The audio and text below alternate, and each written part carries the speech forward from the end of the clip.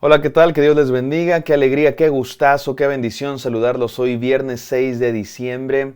Feliz viernes, gracias a Dios que es viernes. Estamos en la serie de Navidad Al Mundo Paz. Hoy es el día 8 y se titula La favorita de Dios. Estoy muy contento, muy emocionado porque el día de hoy ya comenzamos a estudiar la historia tradicional de Navidad, la famosa historia de Navidad con nuestros personajes que son familiares de cada año, José, María, los ángeles, el pesebre, y bueno, vamos a ir poco a poco estudiando esta maravillosa historia, como ya dijimos, la verdadera historia de la Navidad. Y el devocional de hoy se titula La favorita de Dios. Déjame comenzar preguntándote, ¿tú crees que Dios tiene favoritos? ¿Crees que Dios tiene favoritos? Yo creo que sí. La Biblia dice en varias ocasiones que tal o cual persona encontró el favor de Dios. Esa persona que encontró el favor de Dios es el favorito de Dios. Ahora, no me malentiendas. No creo que Dios tiene un trato injusto que beneficia a unos y perjudica a otros, como que Dios tiene algunas personas a las que ignora, rechaza y otras personas a las que beneficia y bendice en detrimento de las demás. No creo que Dios tenga esta clase de favoritismo, de ser injusto y dar un trato preferencial y privilegiado a unos por una razón y a otros los desprecia. No, me parece que más bien cuando hablamos de que Dios tiene favoritos, hablamos de que Dios tiene, por un lado, no todas las personas reciben el favor de Dios, pero no porque Dios no lo ofrezca, sino porque hay personas que lo rechazan. Hay personas que rechazan a Dios. Tales personas no tienen el favor de Dios, no porque Dios no lo quiera dar, sino porque esas personas lo rechazan. Y aquellas personas que reciben el favor de Dios se convierten entonces en favoritos de Dios, no porque Dios tenga un favoritismo, sino porque aquellos que reciben el favor de Dios, la gracia de Dios, se convierten en receptores del favor de Dios y por lo tanto favoritos de Dios. Pero también creo que Dios tiene misiones especiales para algunas personas. Por ejemplo, Dios escogió al pueblo de Israel. El pueblo de Israel se convirtió en el favorito de Dios, no porque Dios los quisiera más que a todos los demás pueblos, no porque Dios los salvara solo a ellos, sino porque Dios les dio una misión en especial, y espero que mis palabras no confundan a nadie. No, no estoy diciendo que Dios tiene favoritismos y que Dios de pronto quiere más a unos que a otros. No, pero Dios de pronto sí, en su elección soberana, da misiones en específico a algunas personas. Dios escogió a Abraham para que fuera el padre de la fe, el padre de un pueblo.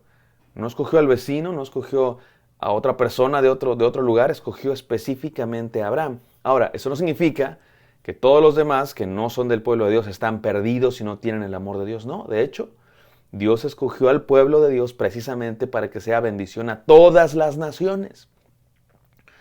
Pero Dios, de pronto, para sus planes, escoge a ciertas personas que les tocan ciertas misiones en particular. A Moisés le tocó ser el que sacara al pueblo de Egipto, a David le tocó ser el rey de la época dorada del pueblo de Dios, a Juan el Bautista, como hemos estado viendo, le tocó ser el precursor del Mesías, y a María, y aquí entramos en materia, a María, una jovencita, probablemente no tenía más de 15 años, le tocó una misión única, única, extraordinaria.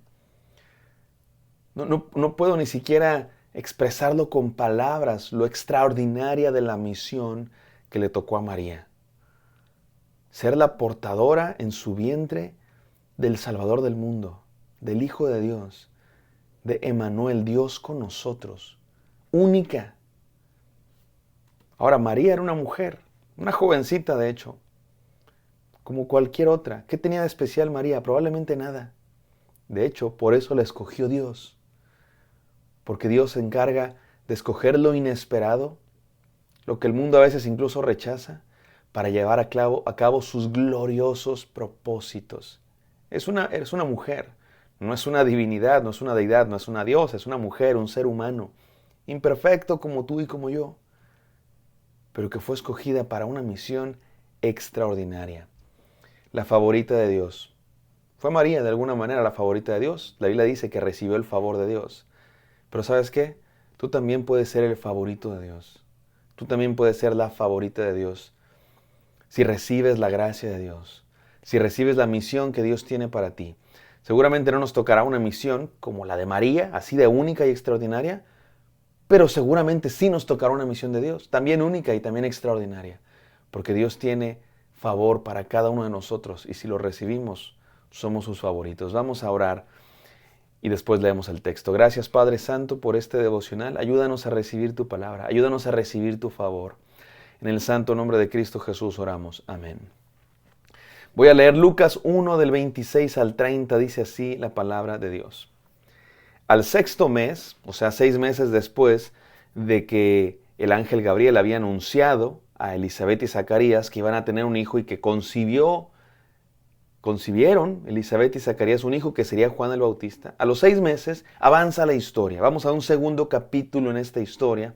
Ahora nos va a narrar el anunciamiento del nacimiento de Jesús. Dice así: al sexto mes el ángel Gabriel fue enviado por Dios a una ciudad de Galilea llamada Nazaret. Nos vamos de Jerusalén, la capital de Judea, la capital de los judíos, a Nazaret, una villa muy poco importante, de hecho rechazada por muchos, a las orillas, al norte, lejos del centro, lejos del templo de Jerusalén. Y ahí una virgen desposada con un varón que se llamaba José, de la casa de David, y el nombre de la virgen era María. Era una jovencita. Cuando estudiamos las costumbres de aquella época, sabemos que las mujeres se desposaban. ¿Qué es eso de desposar? Se comprometían en aquella cultura, así era. Las familias se ponían de acuerdo y se prometían a las jovencitas, a algún varón, probablemente también joven, para que fueran matrimonio. E incluso antes de que hubiera una unión, incluso antes de que hubiera unión física y material de esa relación, estaban desposados. Similar, por supuesto muy diferente, pero similar a lo que hoy llamaríamos un prometido, un fiancé. Así estaban María y José, no habían tenido todavía intimidad, estaban desposados. Y se nos dice que José era de la familia de David, el gran rey David, de quien las profecías dicen que vendría el Mesías. Y entrando el ángel en donde estaba ella, dijo: salve, muy favorecida, el Señor es contigo, bendita tú entre las mujeres. Esta es la frase que ocupa nuestro devocional. Salve, muy favorecida. Es un saludo formal. Salve, muy favorecida. El Señor es contigo, Dios te ha dado su favor. Bendita tú entre las mujeres. Mas ella, cuando le vio, se turbó por sus palabras y pensaba: ¿qué salutación es esta? ¿Por qué me saluda así? Soy una niña, soy una virgen, soy una señorita, en un mundo machista. ¿Por qué me saluda así el ángel? Entonces el ángel le dijo: María, no temas, porque has hallado gracia delante de Dios. Dios te ha dado su gracia. Me encanta esto porque la palabra gracia es regalo, algo gratis. ¿Qué hizo María para recibir esto? Nada. La pura gracia de Dios, es un regalo de la gracia de Dios. Me encanta porque hay un contraste y me encanta cómo lo hace el escritor del Evangelio, Lucas. Nos cuenta 2 historias que se van entrelazando. Por un lado, la historia del anunciamiento de Juan el Bautista y sus padres, unos ancianos, un hombre, un sacerdote en Jerusalén que está en el templo sirviendo a Dios.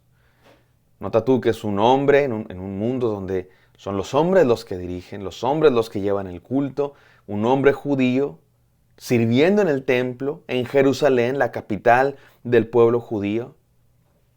Y luego nos narra la historia del nacimiento de Jesús, que contrasta totalmente porque se trata de una jovencita, una muchacha, probablemente no más de 15 años. En Nazaret, una aldea alejada de los acontecimientos centrales, lejos del templo. De hecho, muchos judíos veían a Nazaret y a toda la región de Galilea hacia abajo, como aquellos galileos nazarenos. Los veían para abajo, de manera despectiva. Y sin embargo le dice el ángel: salve, muy favorecida, Dios te ha dado su favor, has hallado gracia delante de Dios. El nacimiento de Jesús, el anunciamiento de Jesús está rodeado de algo único que Dios está haciendo. Elizabeth y Zacarías, como estudiamos en los días anteriores, recibieron una bendición de Dios muy grande. Su hijo sería el profeta, el precursor. Y recibieron un milagro de Dios, un nacimiento milagroso. Pero es un nacimiento milagroso como muchos otros había hecho Dios. Si leemos el Antiguo Testamento, está lleno de ese tipo de nacimientos milagrosos. Una pareja, avanzados en años, no pueden tener hijos y Dios hace un milagro y tienen un hijo. Pero el anunciamiento de Jesús es completamente diferente. Es algo que Dios no ha hecho nunca antes. Escucha bien, es algo que Dios no ha hecho nunca antes. Una jovencita que ni siquiera está casada, no busca tener hijos todavía, no es de alcurnia, no está en Jerusalén, obviamente no es un hombre, es una jovencita en Nazaret, un pueblo desconocido, de poca importancia. Y Dios tiene gracia con ella. La pura, pura, pura gracia de Dios se ve manifestada en María. ¿Qué nos enseña esto, mis queridos hermanos? Tres enseñanzas quiero decirles. Número 1, déjate sorprender por Dios. A Dios le encanta hacer cosas sorprendentes, únicas, irrepetibles. A Dios le encanta hacer cosas que nadie espera. Este anunciamiento es completamente inesperado. Todos esperaban la llegada del Mesías como algo glorioso en términos humanos, en el templo, en Jerusalén, de reyes. Y vamos a ir viendo poco a poco que no va a ser así. Tú sabes, te sabes la historia. Jesús nace en un establo, en un pesebre lo acuestan. Pero desde aquí ya podemos ver eso, una jovencita en Nazaret,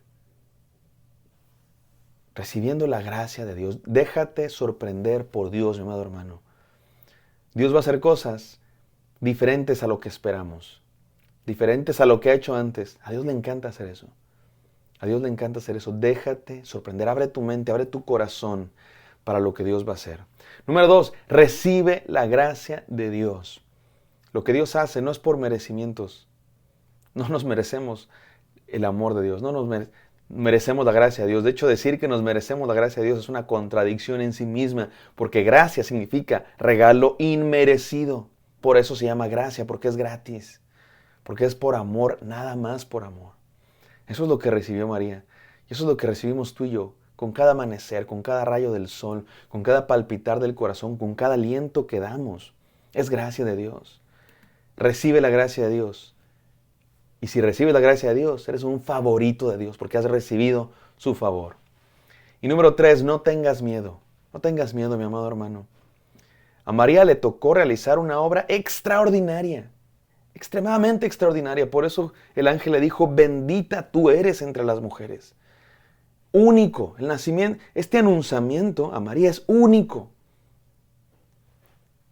Seguramente se llenó de temor, ¿no? Seguramente nos lo dice el texto, lo sabemos. Y el ángel le dice, no temas, porque si Dios te va a dar una misión extraordinaria, Él va a estar contigo, porque Dios no te va a llevar a ningún lugar donde su gracia no te cubra. Si Él va a querer una misión de ti, Él va a estar contigo. Confía en Él, no tengas miedo. Gracias, Padre Santo, por tu amor, por tu favor, por tu gracia, por tu propósito en nuestras vidas. Permítenos realizarlo con todo el corazón. En el nombre santo de Cristo Jesús. Amén. Amén, queridos. Espero que esto haya sido de bendición. Pido a Dios que les llene, les colme de bendiciones. Nos vemos pronto.